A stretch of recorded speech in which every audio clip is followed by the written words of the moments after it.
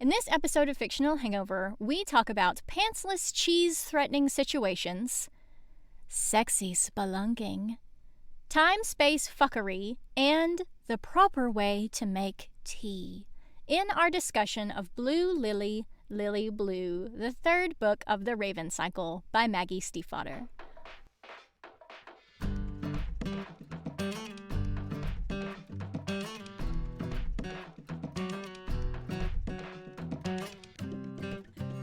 Hey everybody, welcome to Fictional Hangover, a podcast about young adult and new adult books, series, authors, and voice actors that is full of spoilers. I'm Amanda. And I'm Claire, and today we're going to discuss Blue Lily, Lily Blue by Maggie Stiefvater. Standard disclaimer. If you haven't read this book, please remember that Fictional Hangover is all about spoilers. If you haven't read or listened and don't want to be spoiled, stop listening to us and go read or listen to the book. Then come back. If you haven't done this but want to pretend that you have, or if you don't care about spoilers, or if you just like the show so much that you don't care about any of that, then listen up. Excellent. Thank you. Thank you.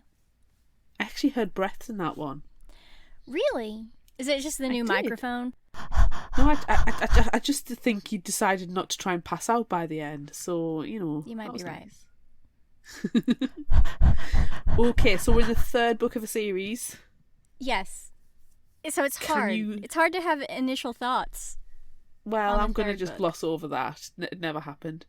And just go straight into background information, because I'm sure there's going to be some about this one. Yeah, and I mean, that's the order that we have done everything in for 5 years anyway, so we might as well continue doing it. We have an order? Oh my gosh. This is a revelation. Okay, so I read an article from Barnes & Noble about the title of this book, because if everyone will notice, the title of this one is different than all the others. But it's different on purpose. You know, the first one is The Raven Boys, and the second one is The Dream Thieves, and the fourth one is The Raven King. So it's very clearly the whatever the book is about.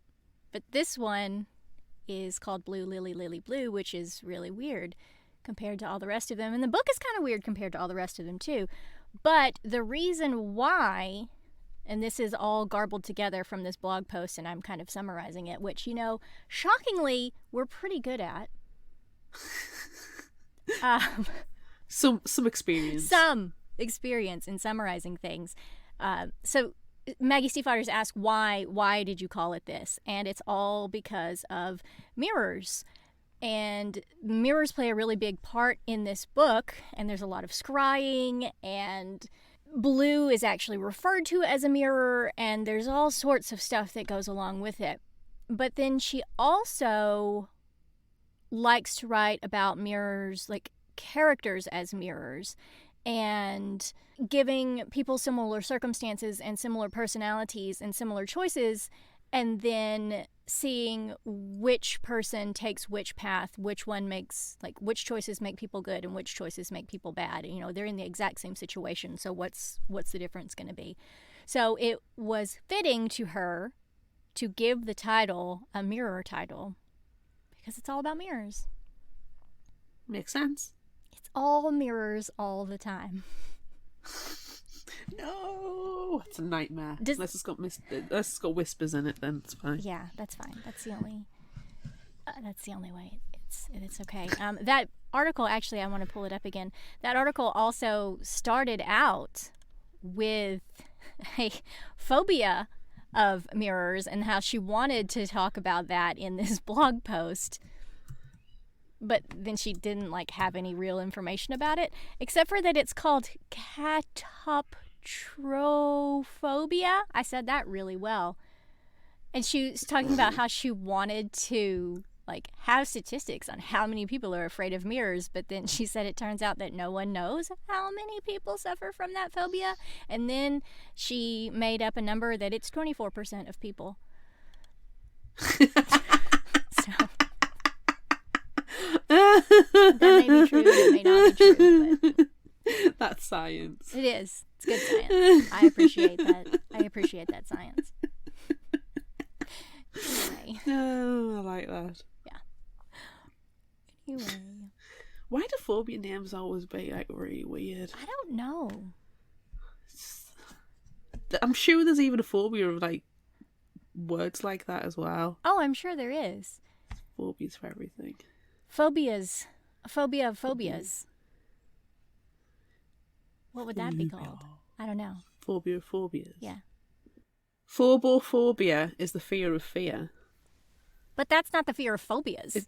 It's the intense fear of being afraid. But that's still not quite the thing. Well, that's what a phobia is. It's a fear of something. So... A fear of a phobias. Yeah. The fear of phobias is phobophobia. I can't even say it now. Phobophobia. And that's from verywellmind.com. And Wikipedia. I love it. Because Wikipedia knows everything. Yes. And it's not at all made up. No. I always remember the first day at university all those years ago when the lecturer said, if you cite Wikipedia, I'm going to downgrade your paper. Like, look, Wikipedia is a good place to start. Why are we talking about this, by the way? Wikipedia is a good place to start because they have all of these sources. So you read that and you learn about the background stuff, and then you go and you actually investigate the sources that they used. And those are your sources that you use, not Wikipedia. Citation chaining. Hey. Anyway, let's talk about this book. My work day's ended. I want to talk about books. Let's dive into the summary. Yes, let's please do that. Also, because, warning everyone, you should be used to this by now, as this is the third book in this series. These summaries are long. Ooh, get your cup of tea. Not microwaved. We're not there yet, Claire. Mm-hmm. I wonder what the fear of microwave tea is. I don't know. There's also not a fear of wind chimes that I have been able to find. It might not be wind chimes specifically. It might be like bells or tinkly music, tinkly sounds. Oh, did you see it happen? Did you see it? The goosebumps are there. It happened. Yes, I saw the physical revulsion. Okay. Anyway, about a month has passed since Mara Sargent left a note letting her daughter Blue, the Grey Man, all the psychics at 300 Foxway, and the Raven Boys know that the Raven King, Glendower, is underground, and so is she. She doesn't know how much time has passed since she went into the cave to search for Artemis, also known as Butternut, because time seems to have stopped. She passes an underground lake and begins to hear a voice calling to her. She knows there are 3 sleepers underground and that one of them should definitely not be woken. While Mara is gone, Persephone continues to teach Adam to control the power bestowed on him by Caveswater using tarot cards and scrying. She thinks that if Mara were with them, Adam would be better able to focus on using the ley line's power, but if Mara were there, he wouldn't have to. She almost thinks that Adam would be a good replacement for Mara, but she doesn't want to replace her. She wants to find her. While helping Adam, Persephone realises how young he is and how old she is. She knows there are 3 sleepers underground and that one of them should definitely not be woken. Blue and Kala, meanwhile, are psychometrically looking for Mara. While touching Mara's pillow with Blue's boosting power, Kala can see her dreams, and in them she sees Mara at an underground lake. Blue asks Kala to touch the scrying bowl between the mirrors that Mara used before going underground. The last time Kala, Persephone, and Mara used mirror magic together, they accidentally made Neve disappear, so Kala's not a fan. But after looking, she knows that there are 3 sleepers underground and that one of them should definitely not be woken. I wish it was easy enough for them to big sight to say, not this one. Not this one. Not this one. Not this one. Yeah. Later, the Raven Boys and Blue are in Caveswater, about to go into the cave to search for Mara. Matthew and Aurora are there too, but Aurora will always be because she is a dream thing that has been sleeping since Niall Lynch, Ronan's father, died, and Ronan correctly thought by bringing his mother to Caveswater she'd reawaken. Ronan sends Matthew out of Caveswater to keep time for them, since time doesn't seem to follow any rules in the dream place, and Noah offers to go with him. Gansey, Adam, Blue and Ronan put on spelunking equipment, tie themselves together and enter the cave. Gansey tells Ronan to sing to keep time, and he chooses a very, annoying song, because of course he would, about squash to sing over and over and over and over while they explore. Thank you for that little dance, by the way. I thought you would appreciate it. Suddenly, Gansey disappears down a hole, pulling Adam to the ground. Ronan grabs Blue, saving her from falling too. She lowers herself down to find Gansey, who is panicking over the idea that hornets could be with him in the hole. But even though they know there aren't any, Cabeswater could produce them, and dream hornet or not, a sting will kill Gansey. The four work together to convince Cabeswater to keep them safe, and soon ravens burst from the hole beneath Gansey and sing a song about the Raven King. That's terrifying. They make their way out of the cave after that because it seems they can go no farther. The next day, Adam goes to a park to attempt to do Cabeswater's work, but he doesn't have the $15 entry fee. While he's there, he sees in another time that there are others there looking for the ley line. A couple of days after this, Gansey, Ronan, Blue and Adam drive in the pig to pick up Roger Mallory at the airport. He's come from the UK to help them figure out the caves and investigate the ley line. Unfortunately, he's got a ton of luggage and a service dog with him, so the ride back to Monmouth is dreadful. But on the way, he talks about a flag or drapery that he found on his vacation home. And the flag has Blue's face on it, which... why? What does that mean? It's another mystery. They've got a whole barrel of mysteries at this point. So what's even more mysterious is the walls of the building where it was found were weeping. Oh. Ew. No. Sheesh. Don't take anything from a place with weeping walls. No. Sheesh. That's not sanitary. No. That night, Blue talks to Persephone, who is knitting extra long sleeves onto a sweater for whatever reason, because that's just what Persephone does. Persephone's delightful. She is. They talk about Mara going underground to find Butternut, aka Artemis, aka Blue's father, even though Mara's got the hots for Mr. Grey. Blue wonders why Mara would have gone looking, but Persephone mentions that maybe they should stop looking for her because maybe she would have asked for help if she needed it. Blue gets upset at this and decides to call Gansey. They talk for just a few minutes and both feel better for it, but also they feel slightly ashamed because they know they shouldn't be feeling the way that they both do. 100% smitten. The next year, Gansey, Mallory, the dog and Adam go off in search of another entrance to the cave that they found in Cabeswater, deciding it doesn't matter where the cave necessarily is as long as it's on the ley line. They find a place on the map that Gansey visited long ago called Cooper's Mountain or Giant's Grave. That definitely sounds promising because in English lore, kings were often referred to as giants. So what better place to bury the Raven King? Blue isn't with Gansey on his journey this time because it's her first day of school. She and Noah, who tagged along, has a meeting with the guidance counselor about college. But, does any of this even matter anymore? Her mom is missing. She spent the last several months looking for a mythical king and realizing that magic is real. What's even the point of school? She has a college picked out, but according to the counselor, in not so many words, it's not a school that she has any chance of getting into.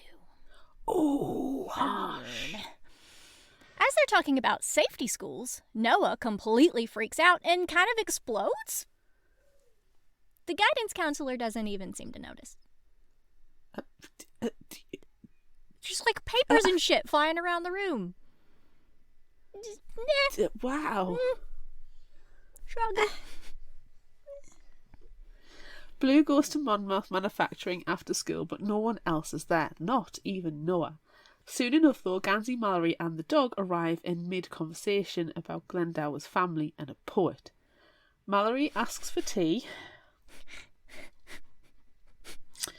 and Gansey, to his shame, microwaves him a cup. And Claire vomits in terror and disgust.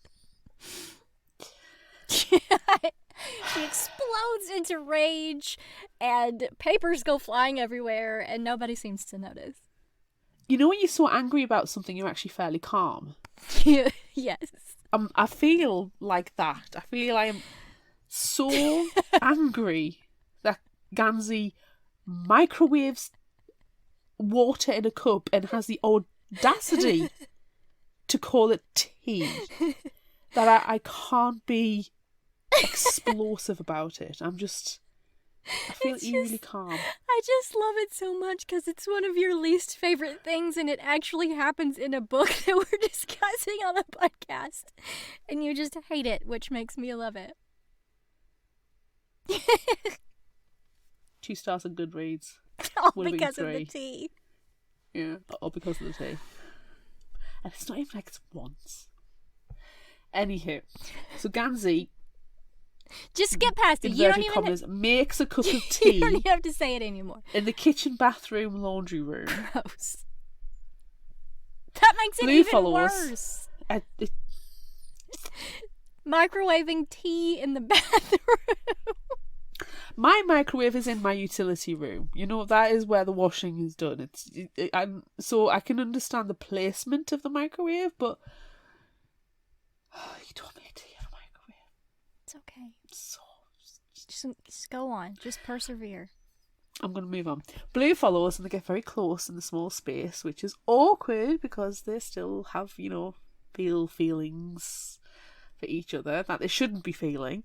After giving Mallory his tea, he brings Blue and catches attention to Noah, who soon grows to immense proportions, freaks out, and Blue has to essentially pull the plug on him, which is not something she's ever had to do before. It's a powerful bit of magic for someone who typically only boosts others' abilities. Ooh. That night, Blue thinks about pulling power away from Noah and how Gansey seemed to be impressed with her, but then she's asked to assist Calla and Persephone in a reading for a mysterious man who looks like a 30-year-old Aglenby student. It doesn't go well at all and ends with the man stealing the 3 of Swords card and asking about Mara's whereabouts in an intensely threatening manner. Yikes. School starts for the Raven Boys the next day. In Latin class, Ronan scrawls a dirty joke on the board, because of course he does. But soon enough, the new teacher comes in.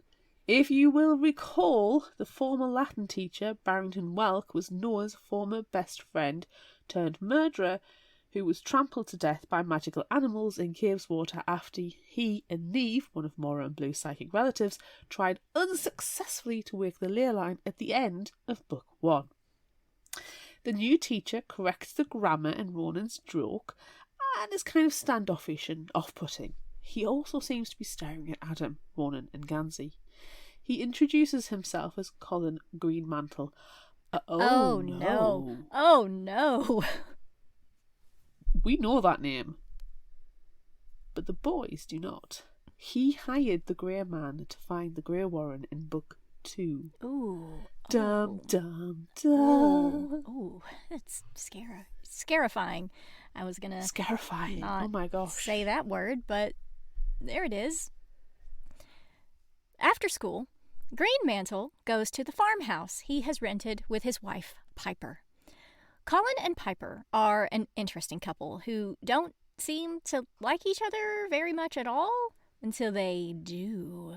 Insert eyebrows and winky faces and kissy sounds. They're both very sharp and painful, but mostly to others. Greenmantle has come to Henrietta and taken the Latin job at Aglenby, mostly just to fuck with the Grey Man for stealing/not stealing the Grey Warren for him, and Piper got dragged along, though she seems to be taking a shine to the psychic activity in the area. Gansey and Ronan stop by 300 Foxway that night. The Grey Man is there teaching the psychics how to fight, but they're also drinking Manhattans, so it's unsure how serious they are about fighting. Maybe they're just wasting time because Mara has disappeared and no one knows what to do with her. Gansey asks about Greenmantle and the psychics realise that he's the menacing jerk who came by the night before. The Grey Man seems bothered and reveals to everyone that Green Mantle was his boss who sent him there to retrieve the Grey Warren, and is also the one who sent him to kill Ronan's father. Ronan immediately wants to kill him, but the Grey Man warns against it, calling Green Mantle a spider with a web made of murder and destruction, which is a wonderful description. And he offers to discover what he's up to. As this conversation is ending, Persephone chimes in that it's a good thing they've almost found Glendower. Have they? Have they? That's news to everyone. That's exciting.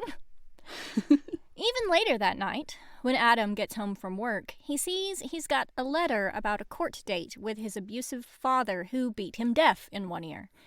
He hides it away, though, which is good, because soon Gansey is there and talking about homework and Greenmantle and Mallory and Ronan disappearing to the barns and them all finding Glendower. Adam plans to use the wish he will get from Glendower to bring Noah back to life, which Gansey thinks is a good idea. As Gansey leaves, Adam thinks about the court date again and how, soon enough, when they wake Glendower, they'll all be kings.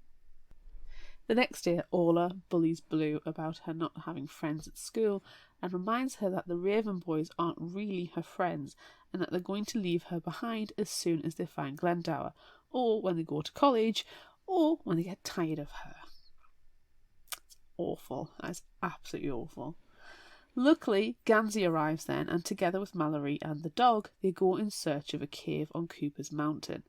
Blue suggests they ask people door to door about the cave, and soon enough they find a giant of a man, appropriate for a giant's grave, who guards a cave on his property that he claims is cursed.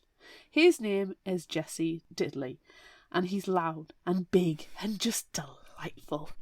He takes to Blue, who is so tiny compared to him, almost immediately, and because of that he turns them away. He doesn't want them to be affected by the curse. Can I just talk about the audiobook here for a second? Because Will Patton's Jesse Diddley is one of my most favorite things. And also, the text of the book, everything that Jesse Diddley says is written in all caps, which I think is fantastic. And so then that's how Will Patton narrates it. And his voice is just so big and it's honky-tonk. And I love Jesse Diddley. After his day at school, Greenmantle comes home carrying cheese and taking off his pants. Greenmantle is Claire? Yes. That is how my day goes. I come home, I carry with cheese and take off my pants. You can't convince me otherwise. It's true.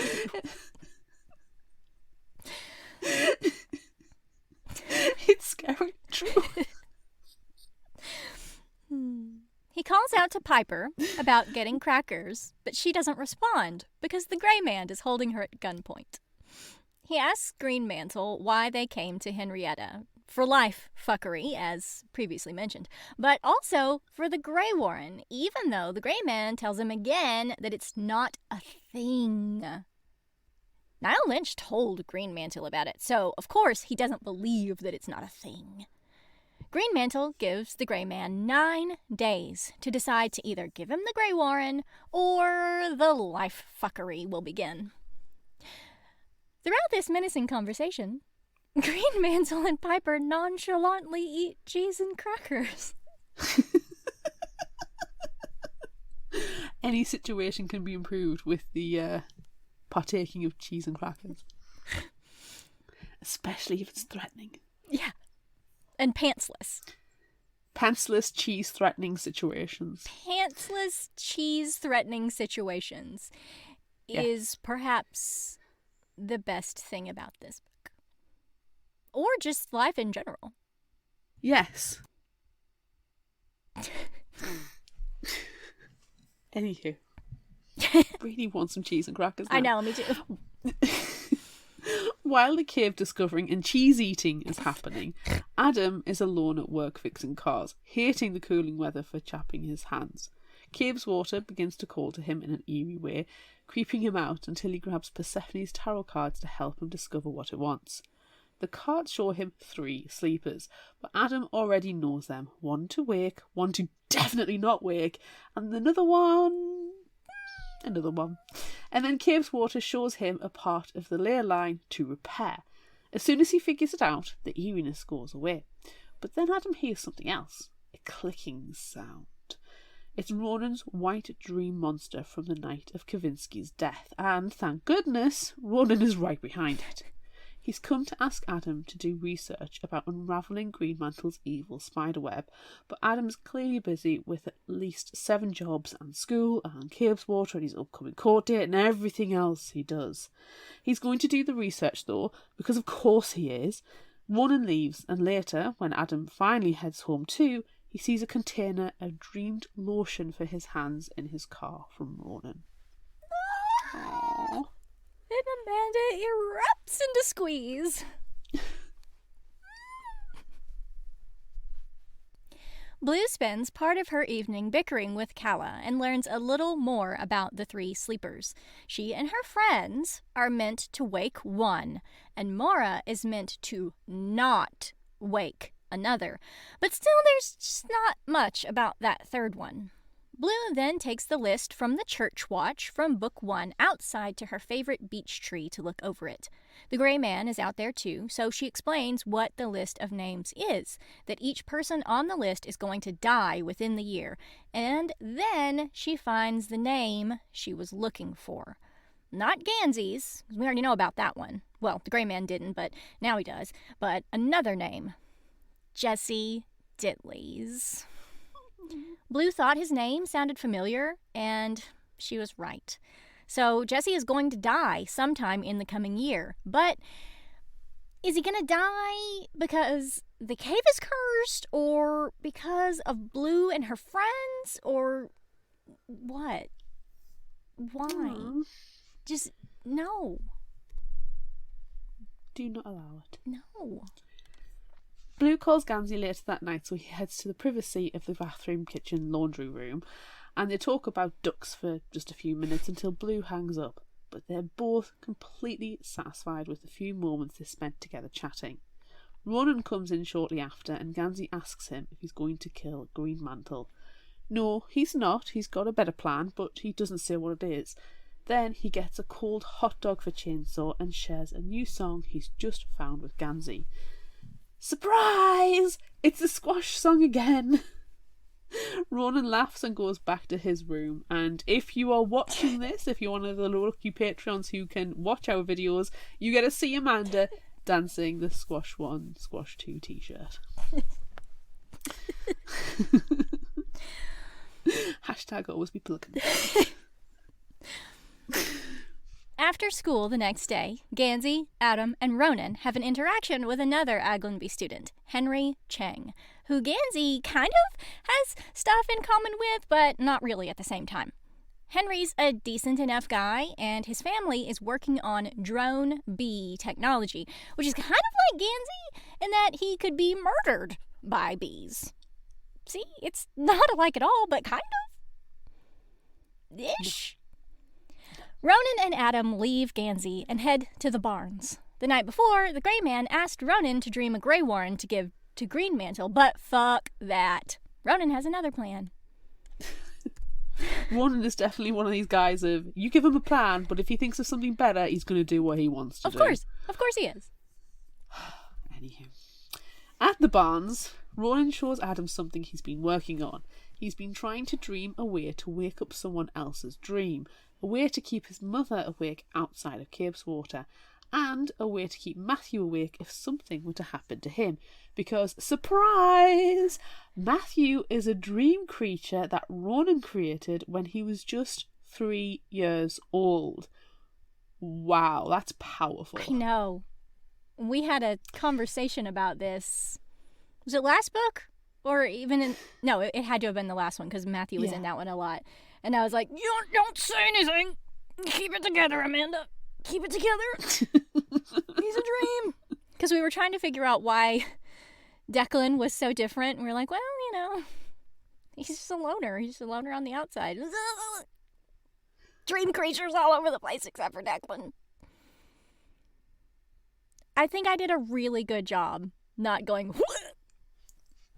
You didn't word vomit at all during that episode. Well done. Golf clap. Thank you.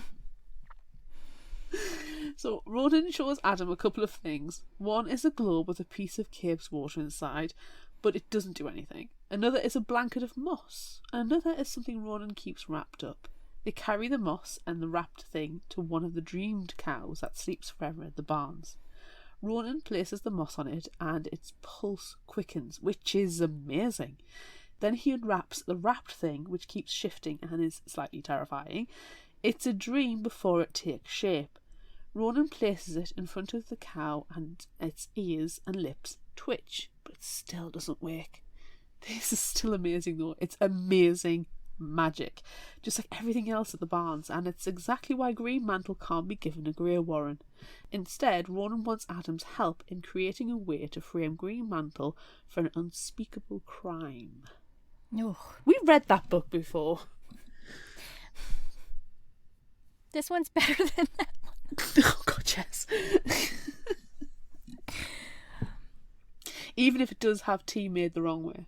Yes, I'm still bitter. I'm fuming in the corner. Green Mantle is looking for a way to find and destroy Mora to hurt the Grey Man, but she's disappeared, and he doesn't know what to do. Piper asks him if he read any of the monotonous paperwork he had the Grey Man do while he was looking for the Grey Warren, and he says no. Why would I do that? Piper read them and learned about the powerfully psychic underground lines and puts two and two together. Mara is a powerful psychic. There's powerful psychic power underground. Ergo, Mara is underground. Math. Piper bought a lot of spelunking equipment, and she and Green Mantle sexily try it out. Sexual spelunking. Sexual spelunking. You did not buy that snazzy new microphone to say sexual spelunking. Yes, I no, did. Actually, you probably did. You did. Yes, yeah. I did. The next day, Blue and Noah drive out to Jessie Ditley's to bargain. Blue offers to tidy up Jessie's lawn and plant flowers if he will let them go inside his cave. He agrees, and since he's so giant, refers to Blue as an ant, and it's just adorable. Unfortunately, as they're working, Noah starts to go bonkers, destroys some flowers, mirrors Blue, and calls her Blue Lily Lily Blue. I love a title reference. Oh, oh. Blue tries to pull the power away from him like she did at Monmouth, but it doesn't work and it gets really creepy. Suddenly, Jessie runs out and shoves a mirror in Noah's face, making him scream and back away. Jessie tells Blue that it's the curse. Oh. It's the curse. Oh, cursed curse. It's a curse. It's the curse. Inside Jesse's house, he explains that there's something inside the cave that is cursed, and it's not actually the cave itself, but whatever it is sleeping, and it kills Ditleys, and really there's just no way around it. He can't leave to avoid it because this is his home. Soon enough, an angry Kawa and a worried Gansey come knocking. Blue's been at Jesse's for 6 hours without telling anyone, and, you know, when you're already dealing with one missing person in your family, you don't want to go through it again. Before leaving, Blue and Jessie agree that she and her friends can explore the cave, curse or no curse. Everyone meets up at 300 Foxway and they decide to go into the cave the next day.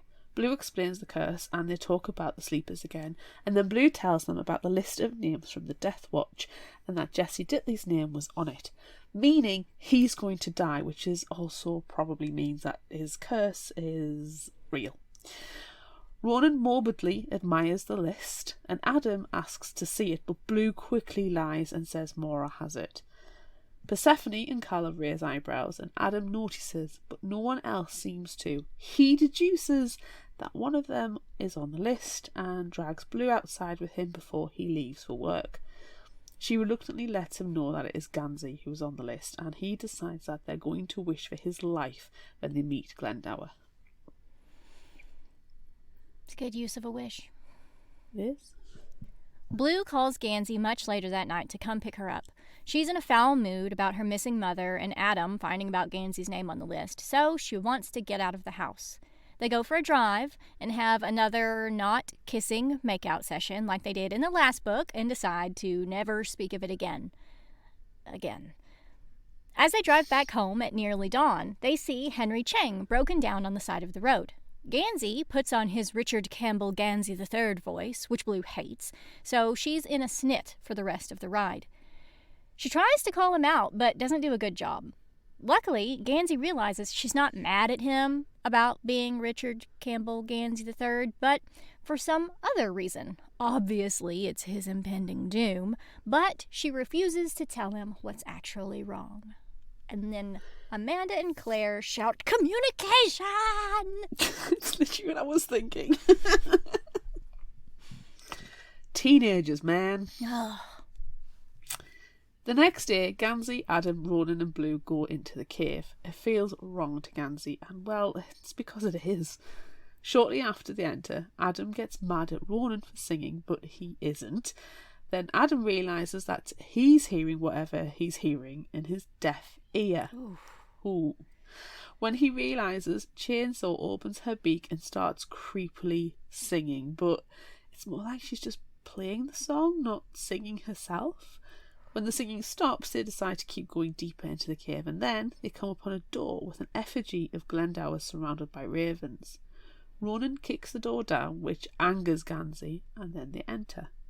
Inside the room is a tomb with another effigy of Glendower on the lid. They shift the lid off, and instead of a sleeping king they've been searching for, they find a woman tied face down. And then she begins to laugh. Oh, it's beautiful. The cackling woman gets out of the tomb, bites at Ronan, and then sings a song about kings and queens and crowns and birds that ends with "Blue lily, lily blue." That's the same thing that Noah said when he went bonkers, which is a pretty clear indicator that this woman, who then proclaims that she is a witch, possessed Noah and Chainsaw too. They take her out of the cave and through Jesse's house. He asks her if she made his walls weep and if she did all the other bad curse stuff to him, and she says she did. So it seems she is his curse, and now he should be free. They then decide to take her to 300 Foxway. Where do you take a curse? 300 Foxway. When they arrive, Calla is angry at them for waking the third sleeper, but Persephone has been waiting for her to arrive and gives her the weird long-armed sweater she was working on earlier, and it fits perfectly. They learn that she's called Gwenthien, that it was Artemis, aka Butternut, aka Blue's father, who put her into sleep, and that she is Glendower's daughter. Calla sends Ronan and Adam to get supplies for her while they figure out what to do. Because of all the research he's done, Gansey deducts that Gwendolen is the illegitimate daughter of Glendower, and that she was buried in a fake grave of Glendower's to trick grave robbers, which means that Glendower's actual tomb is probably nearby. Yay, convoluted. Wow! While they're deciding where Gwenthien will stay, Blue has a conversation with Mallory about why he has the dog, and he tells her that he can see auras, which is also why he knows that Gwenthien should stay at 300 Fox Way. Her aura is the same color as Blue's. Blue. Which makes Blue upset about how very obvious her name is. It is a bit on the nose, isn't it? Mallory has the dog as a support animal because when he's touched by too many auras, he, for lack of a better word, gets anxious. He then tells Blue he likes Gansey so much because his aura is more neutral and explains the time that they spent together years ago and that finally Gansey just left without a word. Gansey enters the room then and explains that he was a coward to leave, but that he doesn't like goodbyes. Adam and Ronan, meanwhile, have gone shopping for supplies for Gwendolen. And while they're out, they see Piper Greenmantle with some thugs buying a lot of caving supplies. Adam has already begun his research on how they can get rid of Greenmantle, so after the rousing ride through the parking lot in a shopping cart followed by an extravagant crash, they go to the church where Ronan can be alone to dream. Adam insists on staying to help, and together they scry and dream some terrible murders and body parts and other incriminating evidence. When Adam returns to his body from scrying, he sees Ronan dying, back broken and covered in blood. But luckily, that was a replacement Ronan had dreamed up to protect himself. The boys watch as fake Ronan dies. Oh. That is terrifying. Like counselling after that, it's horrible. Although, 2 Ronan Lynches could be a good thing. Oh, I love him so much. At Adam's apartment later, his father comes to see him about the upcoming court case, which is definitely not allowed, as Adam definitely has a restraining order. Robert Parrish yells at Adam about the case and how he should just drop it because no judge is ever going to believe that Adam has been abused, and while the yelling continues, Adam drifts away into the protection of Cabeswater. Since he's not speaking or seemingly paying attention, Robert Parrish raises his arm, either to hit Adam or maybe he already has, and he sees a thorn in his palm. He looks at his son, who is obviously somehow responsible for this, tells him he's going to look like a fool in court, and leaves. Meanwhile, the Greenmantles are spelunking, but Colin feels uncomfortable as Piper can hear a voice calling to her that he cannot hear. They agree to hire some minions to return with them, but Colin never wants to see a cave again. It's fair. At 300 Foxway, the psychics have cleaned out Neve's attic room for Gwenthien, but they left the 2 scrying mirrors that they used to make Neve disappear back in the first book. Gwenthien is kind of settling in, but crazily, because she's been in a tomb sleeping but not sleeping for hundreds of years. She eats everything all the time, drags around a vacuum like a pet, which is actually quite delightful, and sings 40% of what she says. I love her. Basically, she's quirky and off-putting and weird and my hero, but she takes Blue to her attic room and tells her that they're witches and asks if others use blue to make themselves more powerful. She explains that they are mirrors by asking, when you hold a candle in front of a glass, doesn't it make the room twice bright? So we do. Blue Lily, Lily Blue. Then she pushes Blue between the mirrors. Blue expects to disappear like Neve, but nothing happens to her at all. She's not even reflected in the mirrors because Gwendolen says mirror magic is nothing to mirrors. Interesting. Instead of helping Blue understand, Gwendolen eats mayonnaise. Of course she does. I like when they first see Gwenthien carrying around a spoon that has mayonnaise on it, and Blue looks at it and she's like, is that mayonnaise? Is it hair conditioner? And then I just really want her to eat hair conditioner. It could be either. We don't know if it's the same spoon with the same substance on. That's true. Maybe she has 1 spoon with hair conditioner and 1 spoon with mayonnaise. She's trying the different liquids and She is. stuff in the house. The Grey Man comes to visit and asks Blue if they can go to the cave where Gwenthien came from to see if it will be a good place to hide a body, or at least body parts, because he's been roped into helping Adam and Ronan blackmail Greenmantle. It's not great at Jesse's when they get there.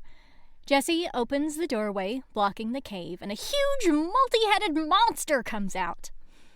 The Grey Man kills it, and Jesse explains that this has been happening since they took Gwenthien out, and that she was probably holding back the curse and was not actually the curse herself. Now, it's his turn to hold it at bay.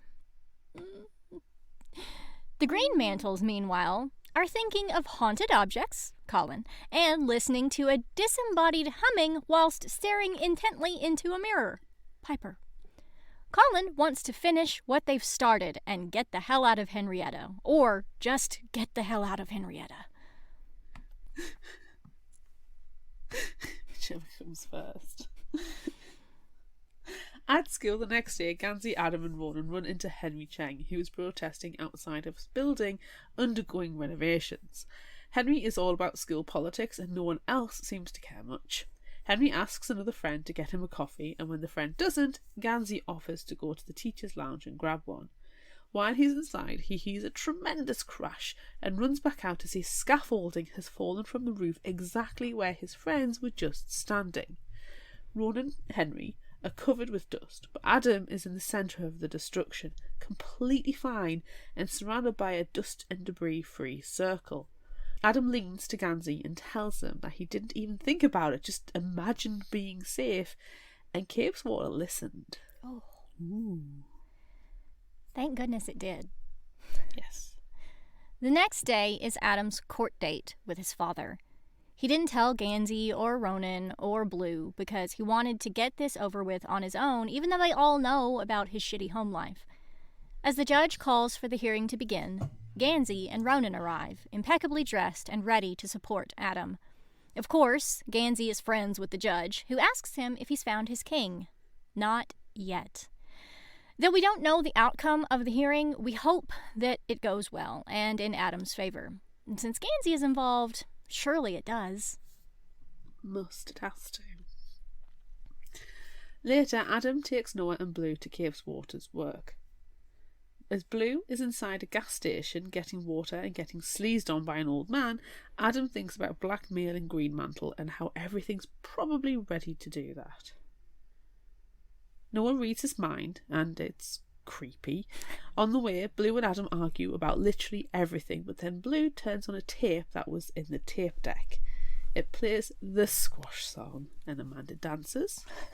Oh, beautiful, beautiful. So she immediately ejects the cassette. It seems Ronan has made Adam a mixtape.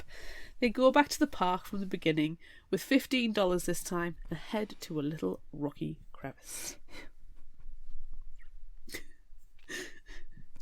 Inside, Adam begins to scry to try to find out how Capeswater needs his help this time.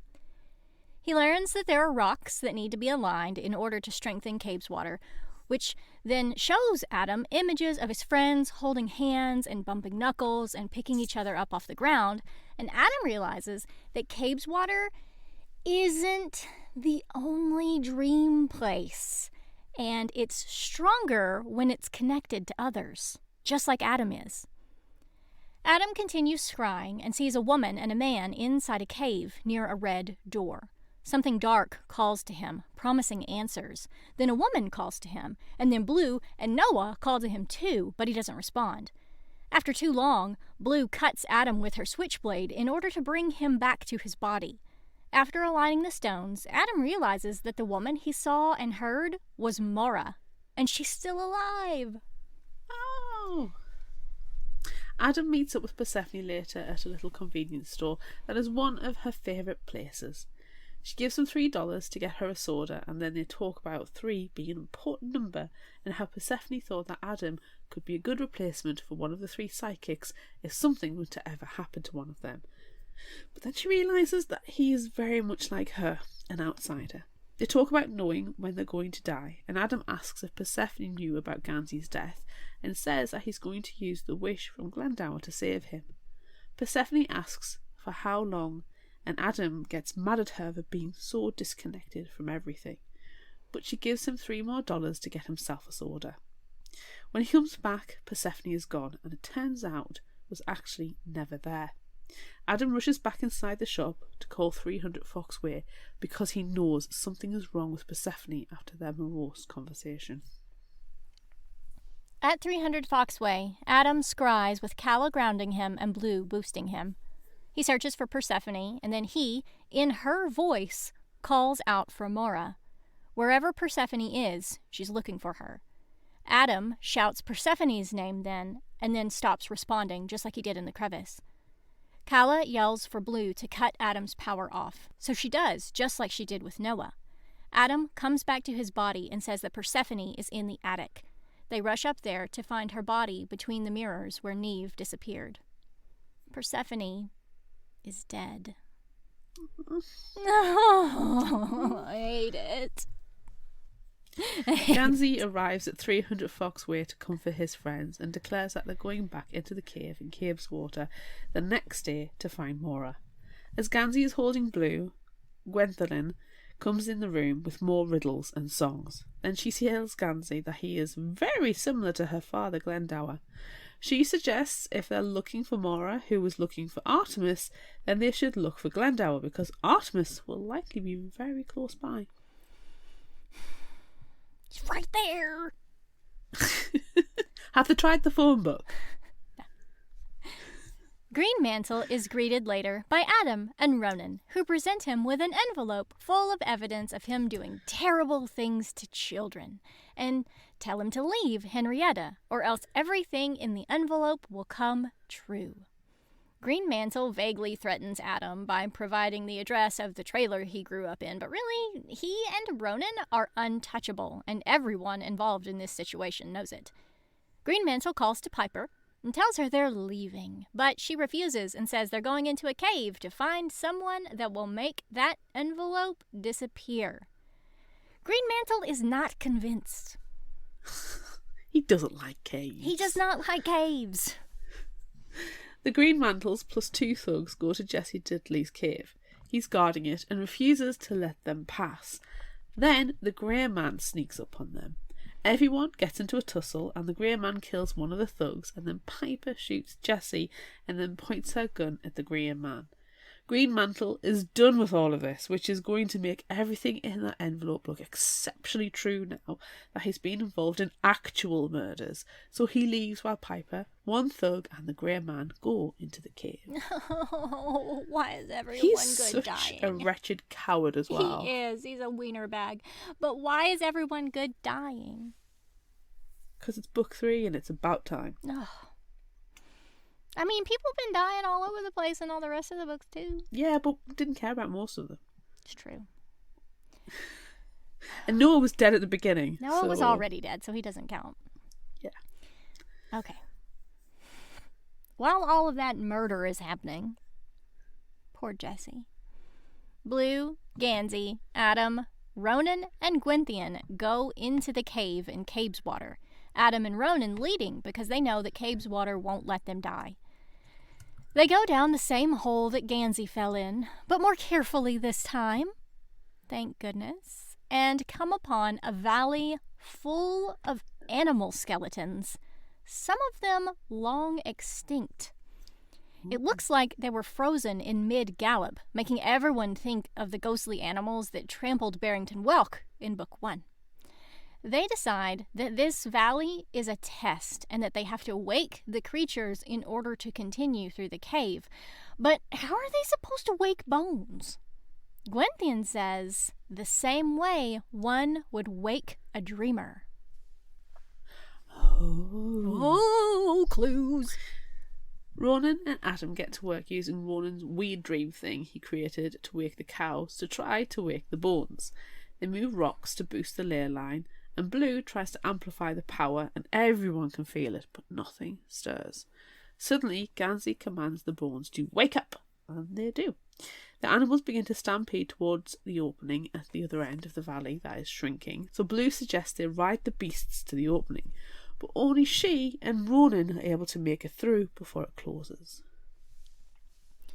The animals Blue and Ronan ride disappear into a shallow underground lake in the new area they're in. As Blue and Ronan look into the water, they each see things they don't want to see. Ronan sees his dead father, and Blue sees dead Mora, but Ronan reassures her that this isn't real. He knows his father is dead and buried, but Adam just saw Mora in the cave when he scryed. Blue remembers what Gwenthian told her, that she's a mirror, and that mirror magic doesn't work on her. And then the vision of dead Mora vanishes, and Blue is able to walk across the lake. Across the lake, Blue finds a chamber with a red door, and she hears a voice calling to her from the other side of it. The voice of the sleeper they're not meant to wake, but she uses her mirror ability to put the voice back on itself. She then finds a man crouched on the ground who looks an awful lot like she does. This man is Artemis, her father. Not far away from him, Blue finds her mother, Both Artemis and Mora struggle with the intense desire to open the door and wake the sleeper beyond, now that there are 3 people in the room, since 3 is a very powerful number. Blue doesn't care at all about that and tries to usher them away from the door after calling back to Ronan to tell him to go back the way they came. Before they can make it very far away, Piper, a thug, and the Grey Man come tumbling through another entrance to the cave. Unfortunately, Piper has come to open the door that Mora and Artemis have been trying so hard not to open.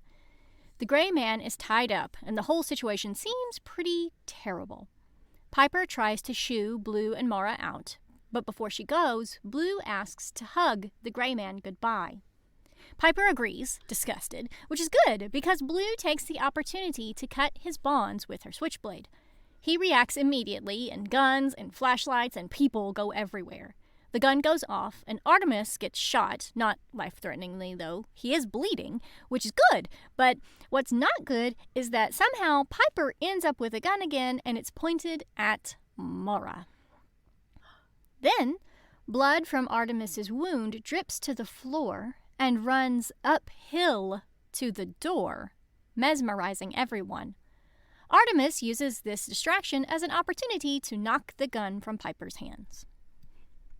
Everyone scrambles after this attack, and the cave begins to collapse. As Piper rushes to the door, the Grey Man bashes her with a rock after first knocking out the thug. Then he ushers Blue, Mara, and Artemis out.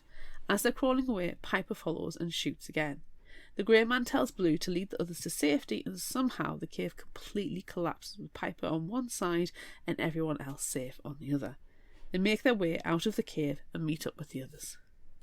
A week later, Gansey, Ronan, Blue, and Adam take Mallory to the airport so he and the dog can go back home to the UK and proper tea. Oh, thank goodness. Adam thinks that everything is kind of returning to normal now, or at least as normal as it's going to be. Mora's back home, but Persephone is gone forever, and so is Greenmantle. Adam feels like, after all that has happened, he's finally awake, which makes him wonder if he's the third sleeper that everyone has been talking about. Gwenthian never really slept, after all, so it's possible that he is. Now it's time to find Glendower, the one sleeper that they were meant to wake. Piper comes to in the cavern. Her leg possibly broken, but she's not alone. The thug is still there, barely alive, and there's also a woman with them. She explains that she and Piper will have to open the door and wake the sleeper together in order to get the wish he will grant. They open the door and look into the tomb, but they don't see a person. Instead, they see a large insect-like creature, perhaps a hornet, and while the woman, who turns out to be Neve, prepares Piper to rouse the sleeper together, Piper shouts, "Wake up!" Oh! Ooh. Don't wake that one! Ooh. That's the one that you weren't supposed to wake up! Idiot. Idiot. And on that bombshell, cliffhanger! Cliffhanger! Another one! Do we need to do anything during this cliffhanger, or do we just... Well, I'm going to go make a proper cup of tea using a kettle. I'm absolutely terrified. I'll tell you when we come back. Okay. Cliffhanger! These days, more authors are including mental health content in their books. But do you ever wonder how accurate some of this stuff is? Or do you ever read something where you know the author just gets it? I'm Elise. And I'm Priscilla. And we are Novel Feelings, a podcast where we discuss mental health issues in fiction novels. We are psychologists and book lovers, and we have a lot of opinions. So look for Novel Feelings wherever you get your podcasts. Now, back to your show. Okay, so, do you want to know what I'm terrified that I'm going to eventually get sent? What? A picture of you dancing to the Squash song in your Squash t-shirt. Right. With a microwave in the background heating up a cup of water. I just can see it in my brain. I'm like, let that not be true. Do Do you And want... the episode picture for this week better not be the book inside of a bloody microwave It's next to a not. cup of tea. It's not. Because I will burn down Podbean. It's not. Don't worry. That's not what I'm doing. I'm going to do something a little bit more serious. Thank you. Also, my Thank microwave is it's up high above the stove, so it wouldn't be Okay. good for angles. And I don't even know if I could dance in front of it and you would see that there's a cup of water inside. So maybe in my new house, the microwave is a little bit lower down. So maybe I'll do What it I don't then. appreciate is the fact that there's all these potential. It's the technicalities of the placement of the microwave that's stopping you from doing it, rather than the absolute wrongness of making a cup of tea in a microwave. And I'm just going to get it out right now. That's not how you cup of tea. That's not how you do it. Part of my standout moments is the rage, the absolute rage on how you don't make a cup of tea like that. Stop doing it. It's wrong. But I did enjoy Mallory's quest for a decent cuppa. You know, I did enjoy that. And as I was listening to the audiobook, every single time tea was mentioned by Mallory, I bookmarked that section. I was like, yeah, there's a quote, there's a quote, there's a quote. Every single time. And I've even got a picture of a couple of it where it's just rage, tea. That's it, that's all I put on. Just as my little note to self. Okay. I love that that's Calm down. the most important takeaway from this book is Yeah, the tea. Yeah. I need to ask you a question about the tea, by the way. It's American stereotyping, and I do not appreciate that either. Okay, so I want to ask you, which is probably going to intrude on one of your quotes, but they're at Jessie Ditley's, and everyone is there, and you know Jessie Ditley is a very good host. And he asks, you know, does anybody want anything, whatever. And Mallory asks, the quote is, Mallory, unhopeful, I don't suppose you have any tea. And Jessie says, do you want Earl Grey or Darjeeling? And Mallory says, oh, sweet heavens. And it's described again later as like he's looking at the tea as a man would view a death sentence. Is this a good thing or a bad thing? What, viewing tea is the death sentence? Yes. That sounds like a bad thing.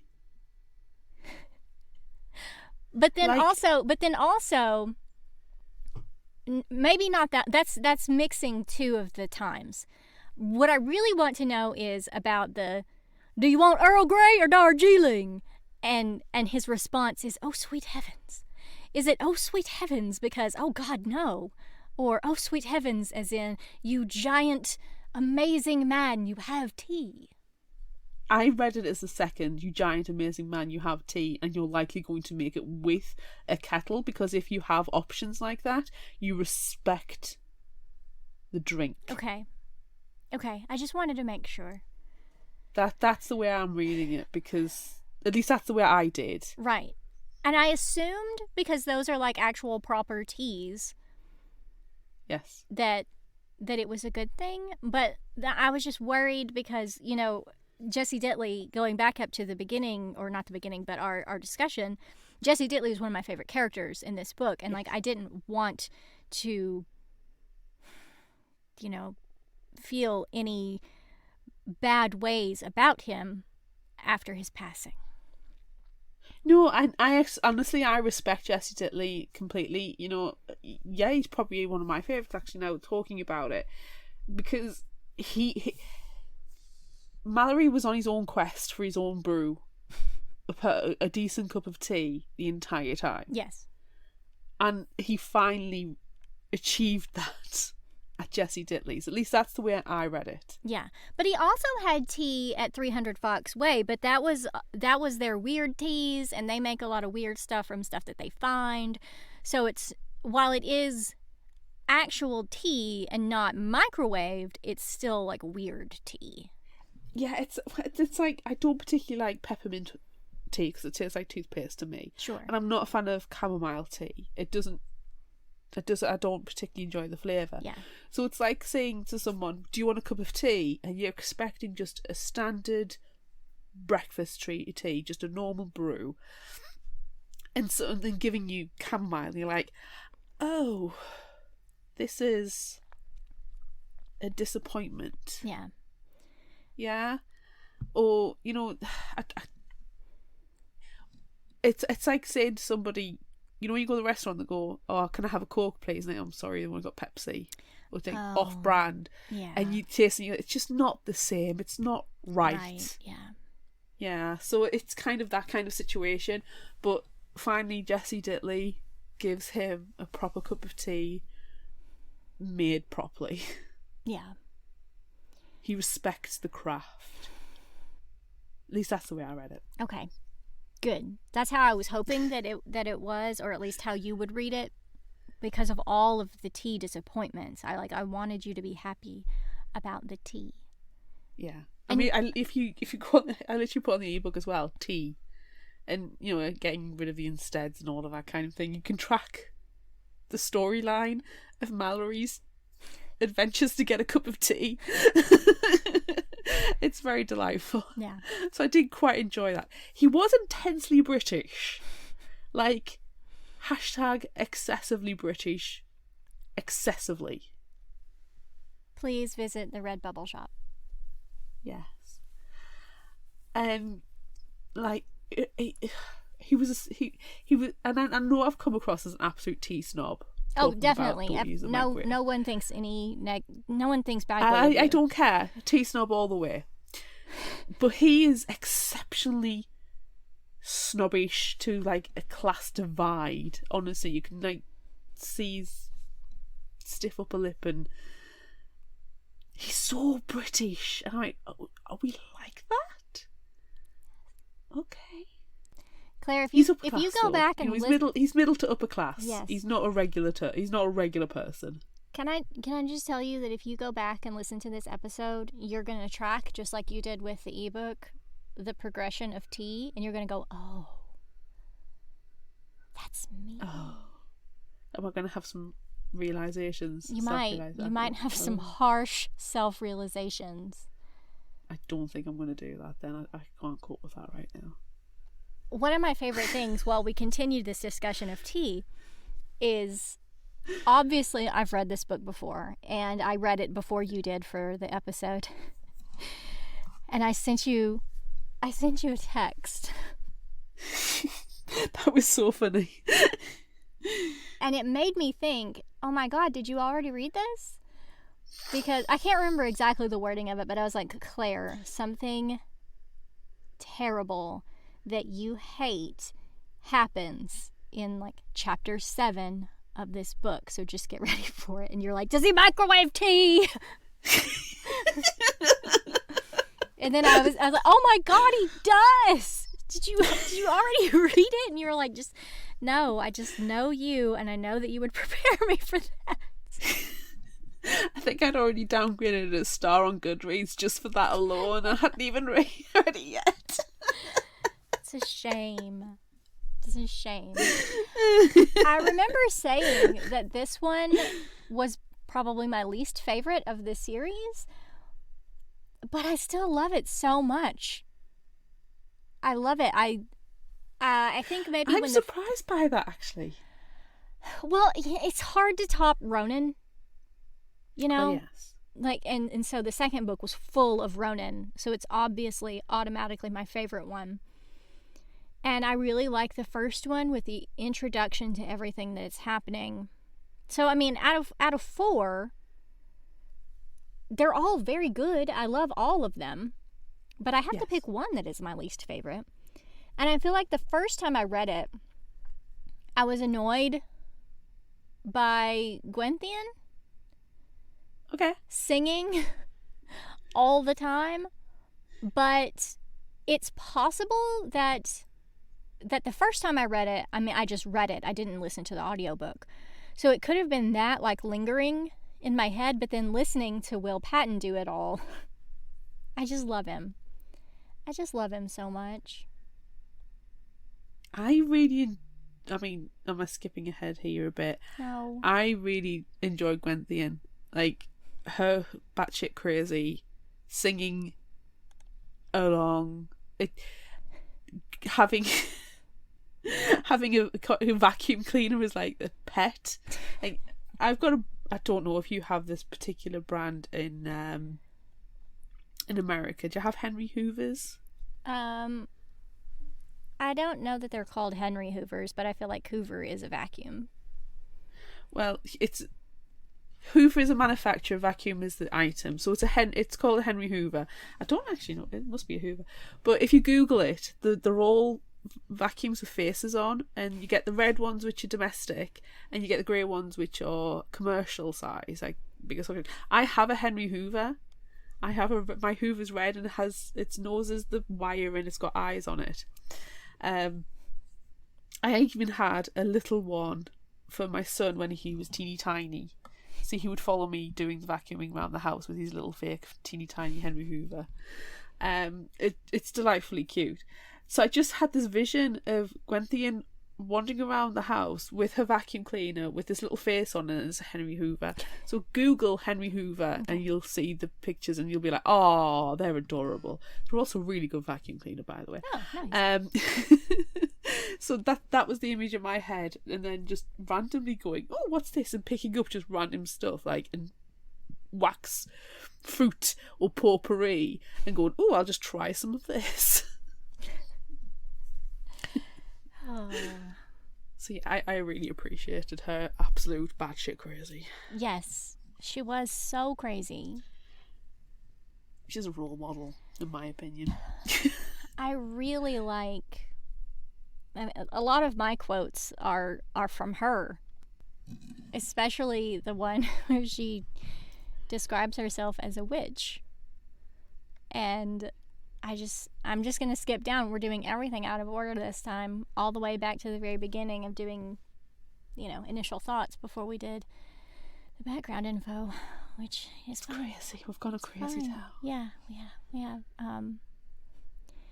But she says, "Ah, are you afraid? Did you hear that I'm a witch? I have 3 breasts. I have a tail and horns. I'm a giant down below. Oh, I'd be afraid of me too, young knight. I could get you pregnant. Run! She's just batshit. I love her. I adore it. Everything she said is gold. Yes. I love it. Everything. I have 3 breasts. I'm a giant down below. So it was the I'll get you pregnant. I could get you pregnant. Oh, the horror. Delightful. So good. So good. All of the new characters in this one were my favorites. I also really liked Colin and Piper. Because they were awful. They were horrible. Horrible. He was such a wiener bag. He was. And she's just... She has unnecessary ambition. Is that rude thing to say? Am I anti-feminist by saying that? I don't think so. But I think it's because it's in the wrong direction. Like, if she actually put her mind to curing cancer, she probably would achieve it. But yeah. instead, she wants the downfall of man or something. Like, no. Yeah. Direct it in the right places. R.I.P. Persephone, though. R.I.P. Persephone. Yes. Ugh. It's one of these things where as a first-time reader, you expect it, especially when she starts thinking about her age. Yes. And she's always such a gentle character. And I don't necessarily think it's just a disposition. It's like she has a physical frailty as well. Mm-hmm. Like, that's how she comes across. Yeah, she's very small. She's very wispy. Yeah. She's barely there anyway. Yes. And I kind of think that part of her training Adam wasn't just to say, oh, well, he can be part of the 3. It's great. It seemed a lot like she was training a replacement. Yeah. So when I will say her death was a surprise, but it also wasn't a surprise. I'm going out of order again. Again, yes. So, yeah, it was devastating, especially at the moment when it's 300 Foxway is completely out of whack with Mara going and Gwenthien coming in, and just everything being crazy at that point. That Persephone's death probably hit really hard. Yeah. But, I mean, she's taught Adam pretty much everything that she can, I think. And while he's still young compared to her old age, you know, I think if he has to step into that, he can. But then also there's Gwenthien there too. But does she count? Because she's not a psychic, because she's like Blue. Like she tells, like Mallory tells them that their auras are the same, and she tells Blue herself that they're the same, they're mirrors. So does she count? Would she be a psychic addition? I don't think so. Because she's not really a psychic. No, I don't think so. She's just another battery. Yeah. And what's worrying, I mean, I haven't read the fourth one yet, and you know I don't read the next one until we've discussed, so I can be spoiler free. What's worrying for me is that we've got Blue and we've got Gwenthien in the same space, and it's like having two nuclear reactors potentially, two magical nuclear reactors in a very small location. Yeah. That could it explode? Is that a bad thing? Don't know. We'll just have to wait. We'll have to see. We'll have to see. But I mean, going back to talking about Persephone and Adam being a replacement, I did enjoy seeing his powers, like, developing, his abilities coming to the front. Mm-hmm. And it's almost like Persephone didn't really need to do anything but just channel it and say, well, you know, you're getting this in this situation, rather than doing X, do Y. Mm-hmm. And then it's like, just so he knows the correct path to take to be able to effectively use it, rather than actually teaching him this is how to walk. He can already walk.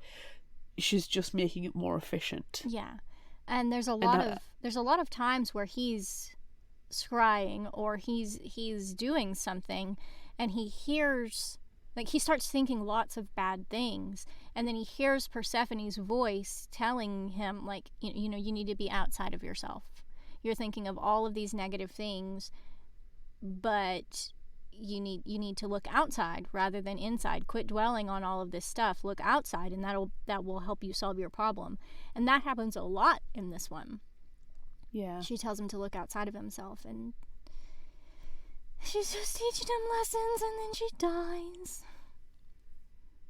Yeah. Adam's story is quite... I think out of everybody's story, I know you adore Ronan's. I am in love with Adam's Ronan. For me. Yeah. Yeah, I think so. I feel more invested in him as a character than the others. I think so, yeah. I feel controversial for saying that, but no, I think it's really fitting that you like Adam and I like Ronan. I think it's very fitting. I wish Adam would realise that he doesn't put himself in any debt with his friends. Oh, like he finally does, though. He finally gets that in this one after Gansey and Ronan show up at his hearing without having any knowledge of it at all, as far as he knows. And then they just show up and they're there, and he's like, "Oh my God, I've been doing this the entire time. Like, I feel like, you know, Gansey's giving me stuff out of pity, but he's not. He's just like, oh, here, I have this. You have this because you're my friend." Like, Gansey obviously knows that he has a lot of money, and he obviously knows that Adam doesn't have a lot of money, but that's not why he likes Adam. He just likes Adam. Like, yeah. And that's hard for Adam to get over, but he's been beaten his whole life, so he already feels pretty pathetic about himself. Yeah. So it's hard. It's hard to realize that, oh, I am actually worth something, and people do care about me, and they don't see me living in a trailer and care about it at all. It doesn't matter. No. It's like, if you're going out for coffee with a friend, but you know that person is going through a really shitty time, or they're just not financially at the moment in a position to be able to, spend £4 or whatever it costs in America for a barista made coffee. And it's like, well, no, I'll pick up the tab, I'll pay for it, I'll buy it. What do you want, some cake with it as well? And it's not because I'm expecting you to pay me back. It's because it's, as a friend, I'm supporting you. You almost like go, well, in the percentages, it's not as an impact. It's not an impact to me. And Adam doesn't get that. He doesn't get that. Gansey realizes, I have a bulging bank account. I don't mind picking up the tab, because I'm not picking up the tab to show off. I'm picking up the tab so we can sit and have a coffee together. Yeah. And I'm glad that he starts to get it. Like, even the hand cream in the car that Ronan leaves was so freaking sweet. And that was like the beginning for me, where he's kind of like, my friends see the naughties and they're having to kind of do it quietly, so I can't raise objection about it. Yeah. But it's a caring thing to do. So It's kind of like the beginning of him realising, hang on, these people don't pity me, they care for me. And it's been demonstrated so much in all the other books that it's so nice to finally get that. Mm-hmm. But now, Adam is finally out of his father's house. And that's all he's gotten his entire life. Yes. So I think it's fair for him to take a little while to realize it. Completely. And I'm so happy that he's starting to realise that. Yeah, me too. And I hope his dad gets thrown in jail and shanked. Ugh, his dad's the worst. He's just the worst.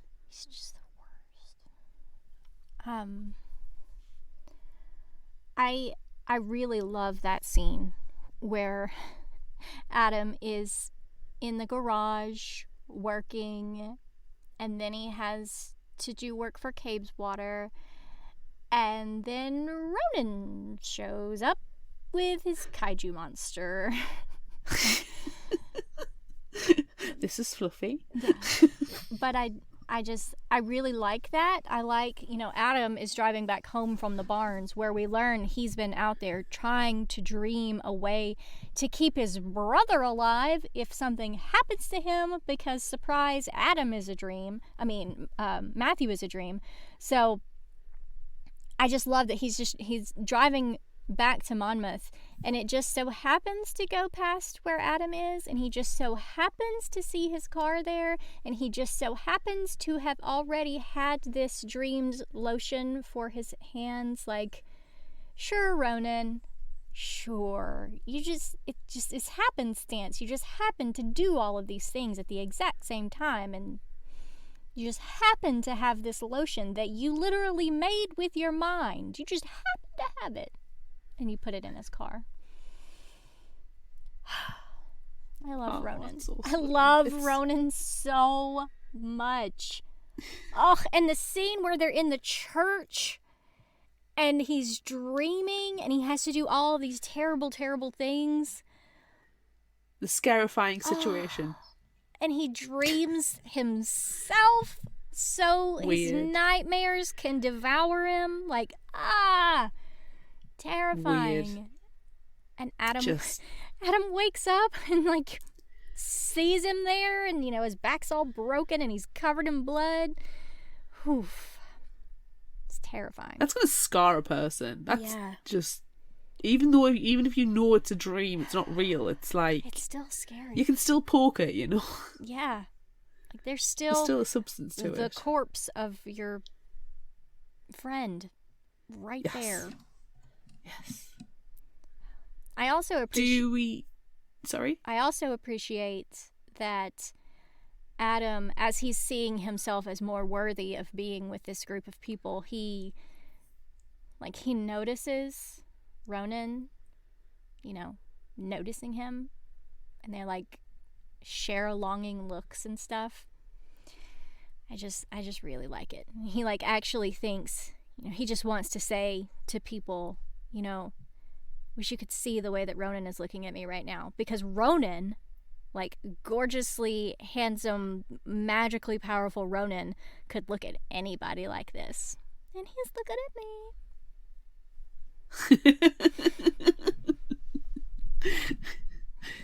Kiss.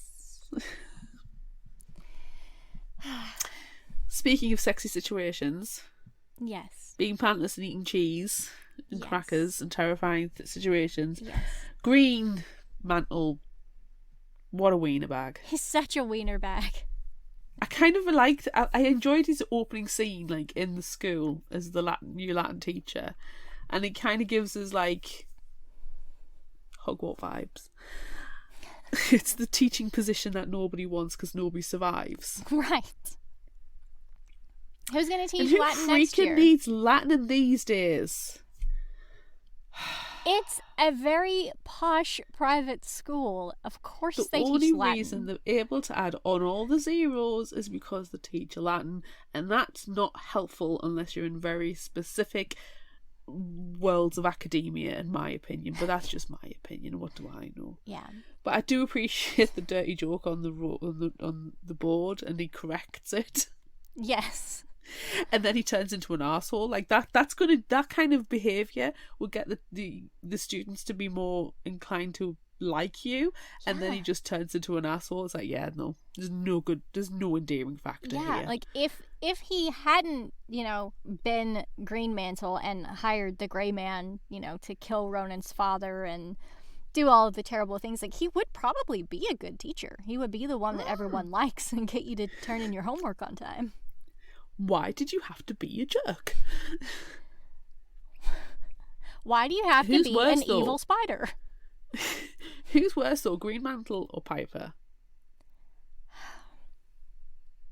Because Green Mantle, yes, he sets it up for the Grey Man to murder Ronan's father, etc., etc., etc. But at the end of the day, he runs away with his tail between his legs, whereas Piper like pulls a gun instead.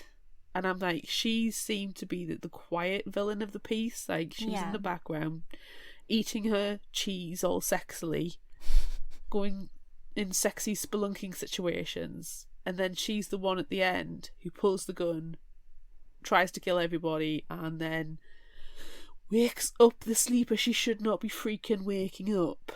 Yeah, she's obviously the villain this time.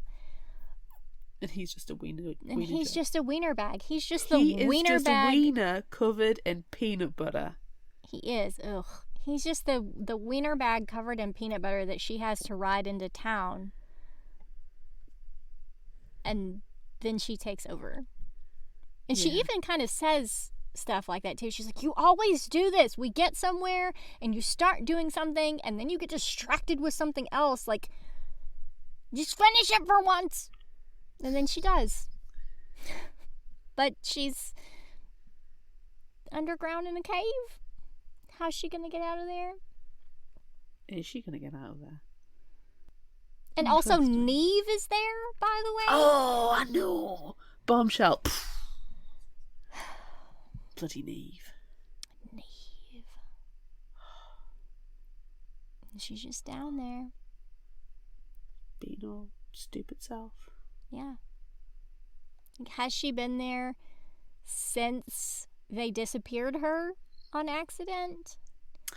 I would say so. Because, I mean, she was trying to wake the ley line in book 1, and then they disappear her, and now she's underground, still, around Cave's water. I just feel like it just portaled her, 2 miles she under just the dropped ground. down the hole. That's all that Yeah. happened. Opened a hole and she just dropped down. Yeah. Yeah. And she's just down there. And time doesn't seem to really work down there. So, has she felt like she's been down there for 1,000 years, or she's just been down there for a few minutes? Wait till she finds out that they got rid of all of our stuff from the attic room. Oh, She's gonna be pissed. she's gonna be so mad, and that someone else is living in her room. Oh. And then we'll have a fight between Neve and Gwenthian. It'll be vacuum cleaners at dawn. Yes, it will be. Love it. I feel like there's so many things that I want to talk about in this book that I really, really love. I love, To clarify, this is your least favourite, yeah? yeah, right? Has it become my most favorite, or just the most recent one that we've talked about? And also, I feel like you like this one a little bit more, which It's been my favourite one out of them so far. It's making the conversation last a little bit longer because you actually like a lot more of what happens in this one. And so I don't just go, okay, stop talking about Ronan dreaming things. It's fine. I mean, that's not going to stop you talking about Ronan at all in any conversation about anything. Yes, right. But I love the things that he's creating to try to wake up other dreamers or other dreamed things. And I really like the idea of the thing that he has to keep hidden, like the unformed dream. And it reminds me of a boggart. And, like, especially in the Harry Potter universe, we don't know what a boggart looks like because it turns into something as soon as you see it. So it's like, this is what that is, and it's just constantly shifting, and Adam sees it as so many different things. And, like, Ronan is clearly terrified of it because he's got it covered up. He had, like, do you need to go piss before I show you this? And Adam's like, no. And he's like, no, I'm serious. Do you need to go to the bathroom first? And then he takes it off, and it's just constantly shifting and morphing, and it's not anything. But it almost wakes up the cow. How powerful must Ronan be to have dreamed up his little brother at age 3? At age 3, so powerful. And how much must Matthew have not liked his older brother to be like, I want a baby brother instead? Yeah. Oof. Poor Declan. Nobody cares about Declan. Nobody likes Declan. And as a parent, if my child dreamed up a baby sibling, I'd be like, oh shit. Like, fuck, now I got another one to take care of? Oh. That's a nightmare. Ugh. But, you're a dreamer, so you can just dream everything you need to take care of that kid. Can you dream a nanny? Probably. That's fine.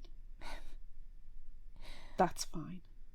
I like also that in this one, like, Ronan tries to wake up these things, and all Gansey has to do is tell them to wake up.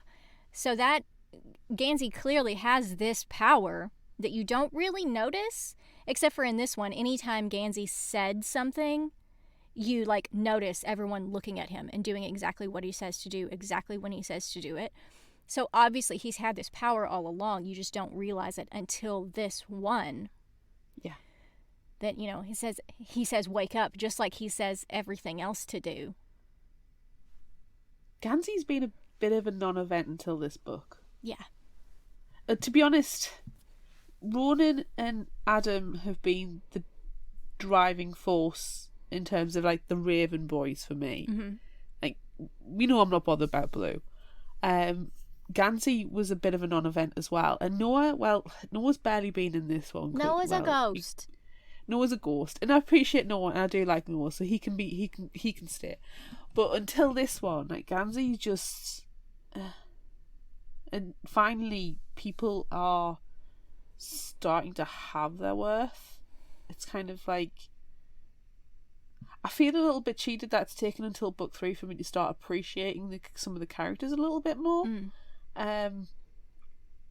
Yeah. But I think I'm not really going to go anywhere with that thought other than I feel a little cheated by that. Yeah. But I think there's been enough interesting, weird stuff to pull the story along.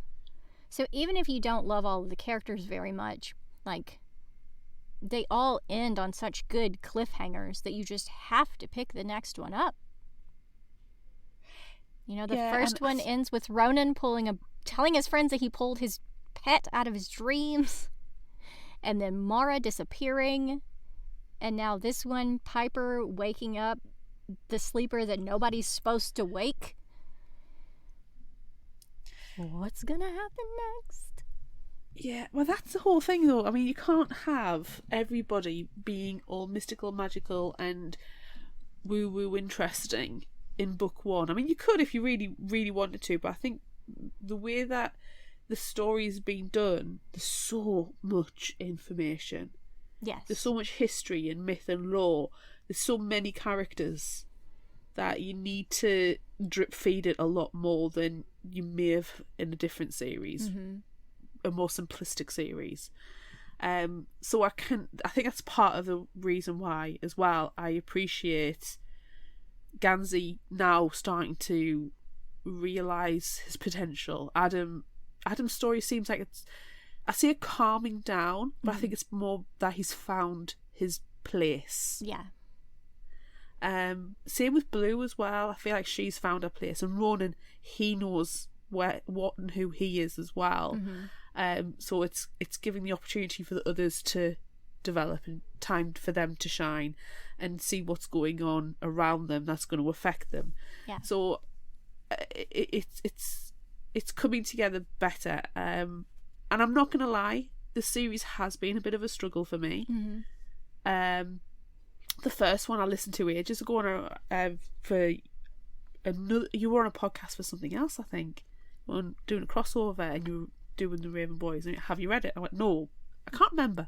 There's a reason why I listened to it a couple of years ago, but I did, and I was like, oh, it was okay. And even reading again this for this series of coverage, I struggled with the first one so much. Struggled with the second one so much, but this one I've more actively enjoyed it. There's been a lot more scenes and characters, and the developments I've started to go, oh, actually, you've got this now. The hooks are now in. I'm interested more to find out what's going on. I'm invested in the characters, and I don't want to see certain characters die. Sorry, Persephone. I'll be devastated if anything happens to Calla as well. I love Calla to pieces. It's just so cranky. But yeah, it's like, you know, it's not been my favourite series, but I'm starting to really enjoy it and really get into it a lot more. And I think it's because everybody's really respectful for each other in those terms. I didn't like it. Who was it who was being really mean to Blue about saying that the Raven Boys aren't your friends? You're not going to really amount to anything. Orla. Oh. Jog on, Orla. Yeah. Bitch. Didn't like her. No, and especially what even happened, which didn't even make it into the summary, but Orla has just recently left the high school that Blue was at, so she still knows people there, and she's like, they're telling me that you're weird because that guy came over and he wanted to talk to you. And she's like, he drew a penis on a unicorn on my notebook. That means he wants to talk to me? Like, no. That's such schoolyard tactics if that's the case. Yeah. It's like, wanting to talk equals penis? Well, I don't know if you've been on Twitter lately. Ooh. Anyway, I think we should probably move on to Would You Rather now, finally? Yes. Finally? I don't know if I want to, because this is a disgusting, I love absolutely vile question. It's so good. And you should be deeply ashamed of yourself for coming up with it. Okay. Pew, pew. Would you rather? Pew, pew, pew, pew, pew. Please see our Redbubble shop. We asked on social media, would you rather eat a spoonful of mayonnaise or peanut butter on a cold hot dog? While everybody tries to not vomit, I'll give you some statistics. On Facebook, 64% are eating the peanut butter on a cold hot dog. On Instagram, everybody's taking that spoonful of mayonnaise, as they are on Twitter and TikTok. Just let's go to the comments. Brie on Facebook said, it's a family tradition to eat peanut butter and bologna sandwiches. You don't know what bologna is? That's an actual meat. I mean, it's a meat. It's a pile of meat put together. It's the leftovers. It's the hooves. Which is essentially what a hot dog is. I looked at the can of hot... Yes, we have them in cans in the UK. And I looked at the ingredients list, and it's mostly chicken. Some of them... I mean, you can get them... You know, some of them are mechanically separated chicken and pork. And then, you know, you can get like a full beef hot dog or full beef bologna or whatever. It comes that way. But it's just all the ground up leftovers made into a tube or rolled out flat. Which is essentially what a hot dog is, except it's not rolled out flat. Right, and the bologna is. The bologna is rolled out flat. We might have bologna over here, but it might be something different. I've had... sandwich meat is a weird thing. We have Billy Bear sausages.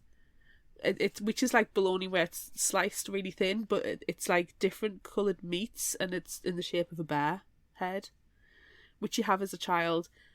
So I'm going to say it's probably exactly what bologna is. You have a Billy Bear bologna, and you have Harry Hoover vacuums. Henry Hoover, get it right. Sorry, Henry Hoover. Like why? I'm going to take a picture of my Henry Hoover. Why do they all have precious names? I don't understand. Because we're British.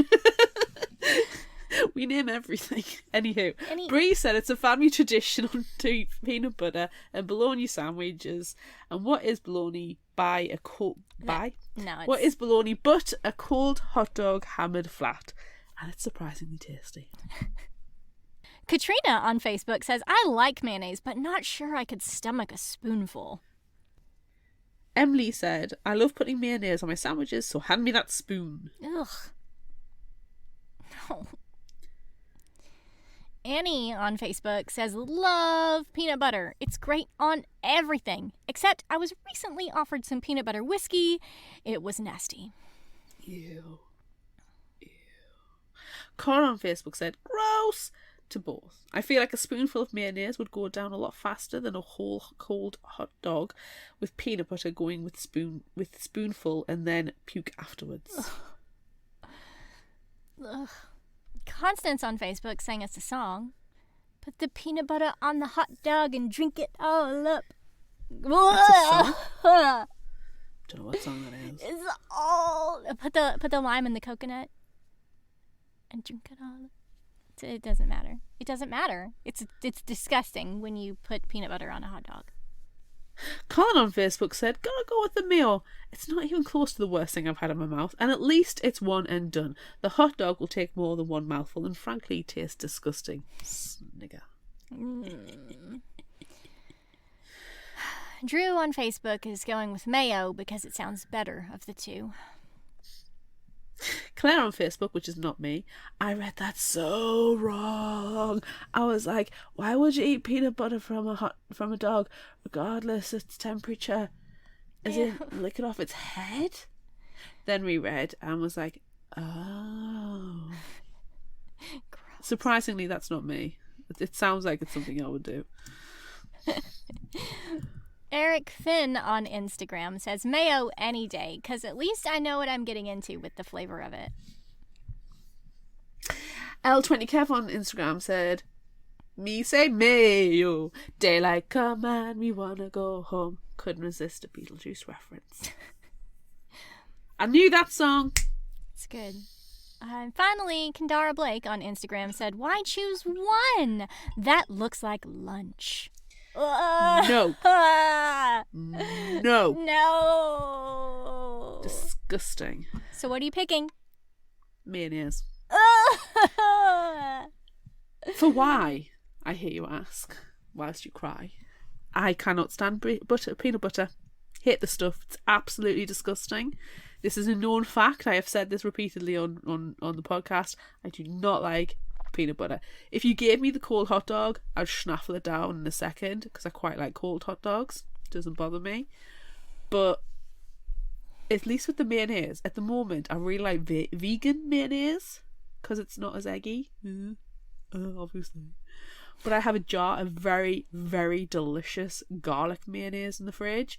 So give me that spoon, give me that garlic mayonnaise, and I'm going to waffle it down. No. And also I have Peronaise in the fridge, which is like the spicy Nando's. It is actually Nando's peri peri sauced mayonnaise. And give me a spoon, and I will gladly eat that. Condiments, don't bother. Peanut butter is the devil's juice. It's the devil's butt juice. Can I eat the mayonnaise on the hot dog? No, because that's Well, a I will do it. thing. Take the peanut butter off and give me the mayonnaise and the hot dog. I love that. Lovely. Snaffle that. I'm going with the peanut butter and the hot dog. And actually, I'm really, really upset because we had hot dogs for dinner last week, and I filmed myself with my mother. We split the last hot dog in half, and it had already been cooked, so it's kind of not fair because it wasn't a cold hot dog. But still, we split it in half, we slathered it with peanut butter, we toasted it, and then we ate it, and it was gross. But I recorded it, and I guess when I hit the record button, like, my finger must have accidentally, like, hit it twice in quick succession, so it didn't... I didn't get it. I only got the end where I was going. But I did send that to Claire. So Yes, you did a science, and you did not enjoy the science. no. Whereas I'm actually actively thinking, because I haven't had my dinner yet, about having a cold hot dog with mayonnaise, and I have both in the kitchen, and I'm really tempted. Gross. Let's move on. Let's move on, please. Gross. Stop it. Stop it, Claire. Gross. You're the one who ate the hot dog with the peanut butter. Okay. Would you rather go into Cabeswater's cave or Jessie Ditley's cave? I'm going to go in Jessie Ditley's cave, but beforehand we're going to have a cup of tea together. I'll have a Data's choice. Are you gonna have a Darjeeling or an Earl Grey? I would prefer a Darjeeling. Okay. Lady Grey is nice. What are you doing? Plus, I might come back with Gwenthian if I go into Jessie Ditley's cave. You might. Which is not a bad thing. No. I'll go armed with my mayonnaise, hot dog, and peanut butter. Being pulled along on my Henry Hoover. Yes, please. I think I also want to go... Ooh, no, but wait. No. I want to go into Cabeswater's cave. But I want to take Adam and Ronan with me. So we'll be safe. Okay. I was going to say I would like to go into Jessie Ditley's because it's less weird, but also Gwenthian is there, like, fucking with everyone's mind the first time they go in. It's less weird, really. So that, I was wrong. But anyway, I'm going to go into Cabeswater. I'm going to go into Cabeswater's cave. Also, I just want to go into Cabeswater. Fair. That's fair. Next question. Would you rather encounter Noah when he's huge in Monmouth or when he's mirroring Blue at Jessie's? Both are terrifying in their own special ways. Yes. I feel like, minus the fact that Blue can pull the plug on Noah in the first instance and cannot in the second one because, again, it's Gwenthian fucking shit up, I think I want to go with him being large and destroying things because something about him being just weird and then being right here, right in your face, doing everything that you do, that's creepy. Yeah, I'm going to go the same, huge in Monmouth, because when he was doing that mirroring with Blue, it wasn't... I'd rather be big and disastrous than creepy and genuinely scary. Yeah. And just so close. I think the closeness of it is what is so off-putting for me. It's the invasion of personal space is just, it's scary. Yeah. Especially when it's your friend. And then your friend is acting weird all of a sudden and you don't know what to do about it. It was like a manic episode. It was just, and he's a ghost. What can you do? Yeah, nothing. It's terrifying.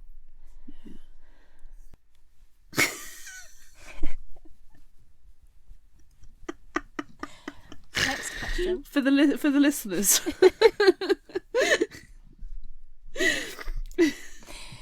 Next question. Don't worry. I'm going to stand up again and do it while you're answering. Would you rather listen to Ronan's squash song or Gwenthian's Blue Lily Lily Blue song?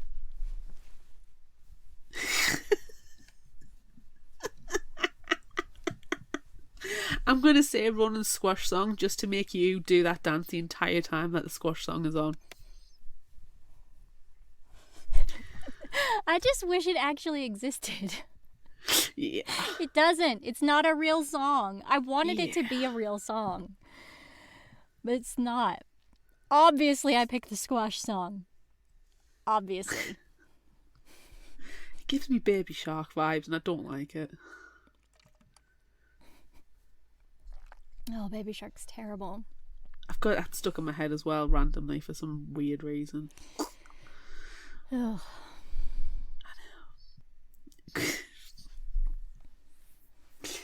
Question 5. Would you rather have Gansey microwave you a cup of tea or have a cup of tea made with an actual kettle and be able to retain your friend? Obviously, just added the last bit I on picked for, the you know, kettle aside. tea. Obviously, everyone must pick the kettle tea. Parentheses, be I gone, am and that judging you. That would be the end of Fictional Hangover. If I picked Gansey making me microwave tea, you would rage flip the table and quit Fictional Hangover. Without a doubt. End call. Not even going to upload my audio file. Never answer my calls again. Never respond to texts. You would just cut me out of your life forever. So the day you sent me a picture of your electric kettle, I nearly cried.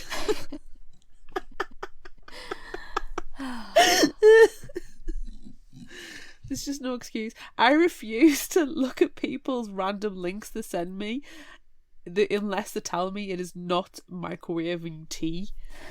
I point blank refuse. If you send me links, I will not look unless it's got that caveat.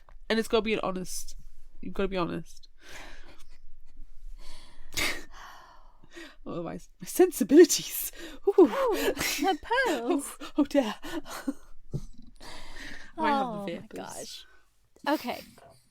Favorite. We had to end that one on a stupid note. We had to.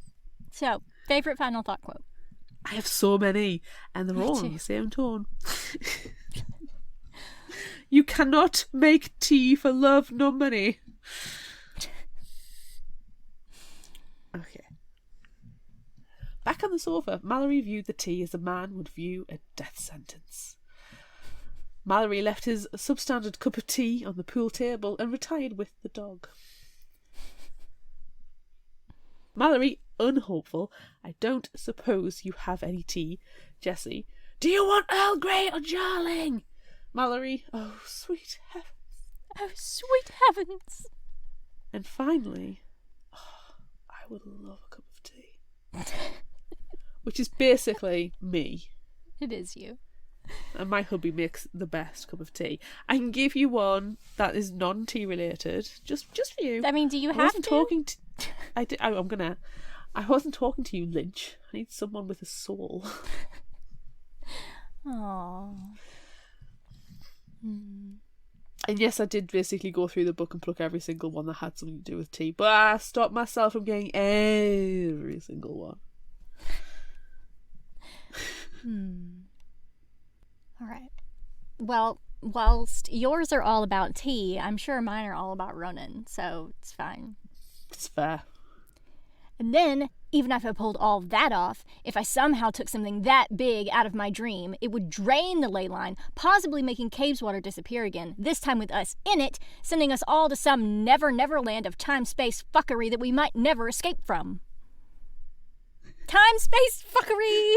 Love some time-space fuckery. Me too. Don't be such a shitbag. Do you ever consider the possibility that you might be growing up to be an asshole? Jesus, shit, Mary, fuck! Which is, I believe, the words that come out of Ronan's mouth after Gwynthian tries to bite him. Oh, let's see. And then, let's see what else. Oh, this one's Gwynthian. It's very rude to keep a woman bound for any more than 2 or 3 or 7 generations. Oh, I love that bit. If there wasn't so many tea things, I was going to go basically all Gwynthian. Yes.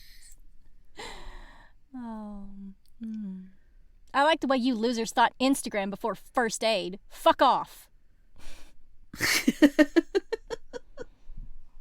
Ronan was angry. Every one of his emotions that wasn't happiness was anger. The only thing more pleasing than seeing Ronan singled out was seeing him singled out and forced to repeatedly sing an Irish jig.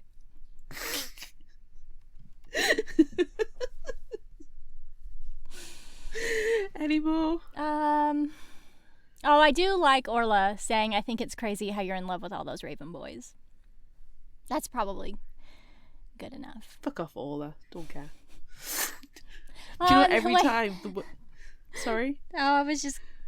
After Adam and Ronan crash the shopping cart, and Adam says, God, I can feel my teeth. I don't know, I just really liked that line. I can feel my teeth. I understand that feeling. I do get that. I can feel my teeth. Because sometimes when I really need to go to the toilet and I finally get the chance to go pee, here's an insight into Claire's psyche, I can feel the relief in my teeth. I'm like, oh, at last. So I get that you can feel it in his teeth. You know, every time Ronan says fuckery, it just makes me think of Our Flag Means Death. Let's do a fuckery! And I feel that's really appropriate for Ronan as well. Yeah, I agree. There's a synergy. Anywho. All right. If you liked this, try this. What are you going to suggest this time? Vicious by V.E. Schwab. Oh, okay. One of my things I'm trying to do is actually go through my books that have been on a shelf for a little while, and I've had a V. Schwab on my shelf for a couple of years now, so in between podcast books I'm trying to read these as well. And it's not this particular one, it's not Vicious, it's City of Ghosts, a ghost book set in Edinburgh, and everybody knows all of Edinburgh, Right, of course. But I was having a look at her other books, and there's this one, and I actually do have the graphic novel, I believe, of this one as well. So there you go. Actually, I think I've got 2 copies of it, because I got a special edition version as well, because that's me. And it sounded interesting, and it sounded like it did have some hashtag tenuous links. I haven't read it, but it's a V. Schwab, and V. Schwab's very good. Okay. Victor and Eli started out as college roommates, brilliant, arrogant, lonely boys who recognised the same sharpness and ambition in each other. In their senior year, a shared research interest in adrenaline near-death experiences and seemingly supernatural events reveals an intriguing possibility that under the right conditions, someone could develop extraordinary abilities. But when their thesis moves from academic to experimental, things go horribly wrong. 10 years later, Victor breaks out of prison, determined to catch up to his old friend, now 4, aided by a young girl whose reserved nature obscures a stunning ability. Meanwhile, Eli is on a mission to eradicate every other superpowered person that he can find, aside from his sidekick, an enigmatic woman with an unbreakable will. Armed with terrible power on both sides, driven by the memory of betrayal and loss, the arch-nemeses have set a course for revenge. But who will be left at the end? Ooh.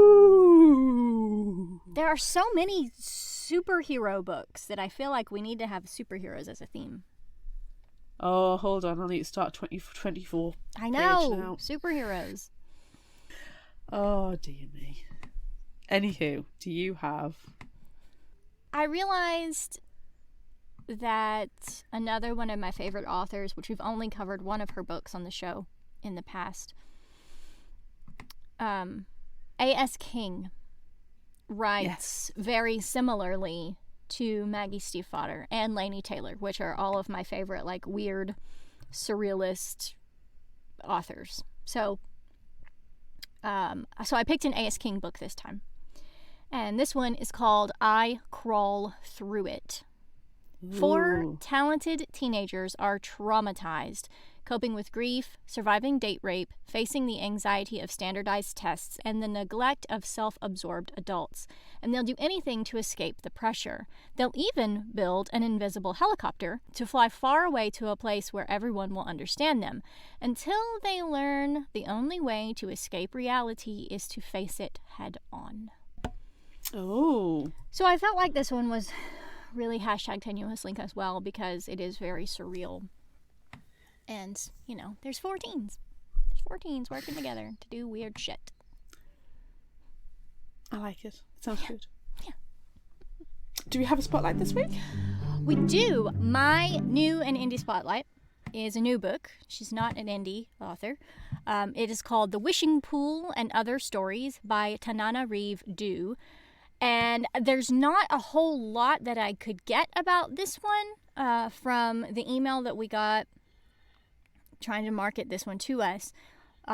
It's a collection of short stories.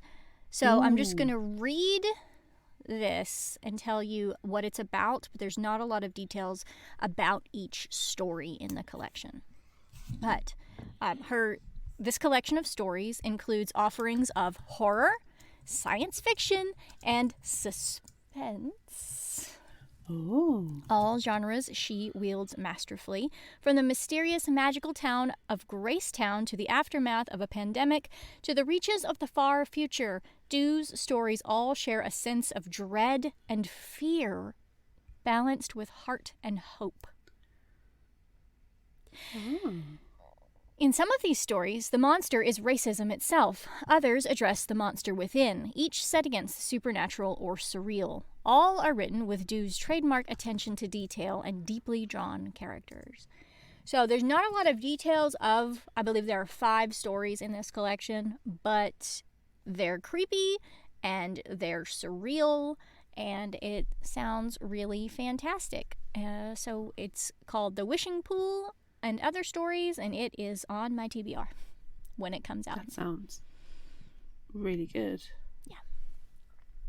Ooh. All right. So that's it for this episode of Fictional Hangover. I'm Amanda. And I'm Claire. Join us next time for another Twilight book. Oh, join us next time as we discuss New Moon by Stephanie Meyer. Look out for our Would You Rather polls on social media. Don't forget about our book club and monthly challenges on Facebook. Be sure to visit our shop on Redbubble at fictionalhangover.redbubble.com for all your favorite Fictional Hangover themed merchandise. And become a patron of ours on Patreon at patreon.com/fictionalhangover. Until next time, remember, the only cure for a fictional hangover is another book. Also, don't forget about Vampire Book Club that you can join in on after we read New Moon this month. Whoop whoop. Whoop whoop.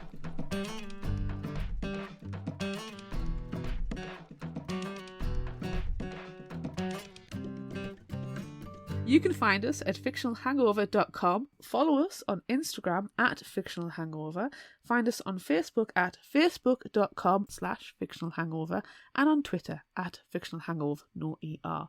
If you like this episode, check out our others, and be sure to rate, review, and subscribe so you don't miss out. And finally, special thanks to Liz Emerson for her music. You can find her on Facebook and Patreon. Thanks for listening.